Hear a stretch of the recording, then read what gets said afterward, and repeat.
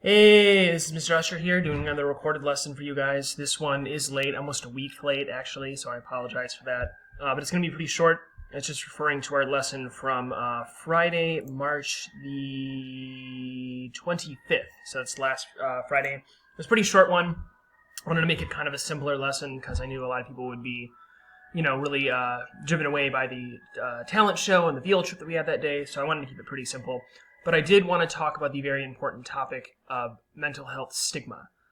So mental health stigma is a real thing that is a problem for a lot of people, not only in the United States, but in the world. Essentially, having a mental illness or even just appearing to have a mental illness can carry with it a huge stigma.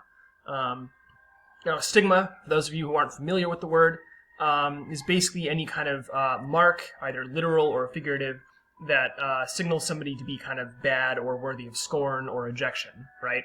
So if somebody has a stigma associated with them, then, it's kind of a signal that's really clear to people that, oh, stay away from them, they're bad, they're something to be avoided, that kind of a thing. And mental health has a stigma associated with it, unfortunately. So, let me see if I can locate my article here that I had from before.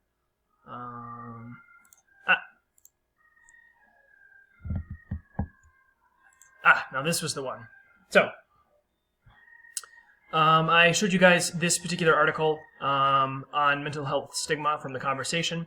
Talks a little bit about that. Actually references one of our previous lessons here. You might recognize these words: stereotype, prejudice, discrimination. Maybe you remember them in the form of a certain triangle, right? And how they kind of link together. Hint, hint, nudge, nudge, wink, wink. But yeah, basically, the lesson was pretty simple. I asked you guys to read the article. In some classes I kind of helped them and guided.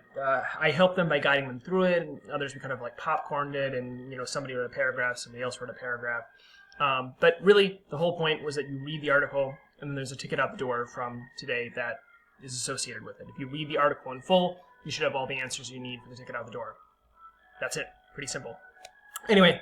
That's it for 325. I don't really have anything else to say here, so I hope you had a good weekend last week, and I hope you have a good weekend this coming week. Anyway, if you have questions, please ask. Otherwise, bye!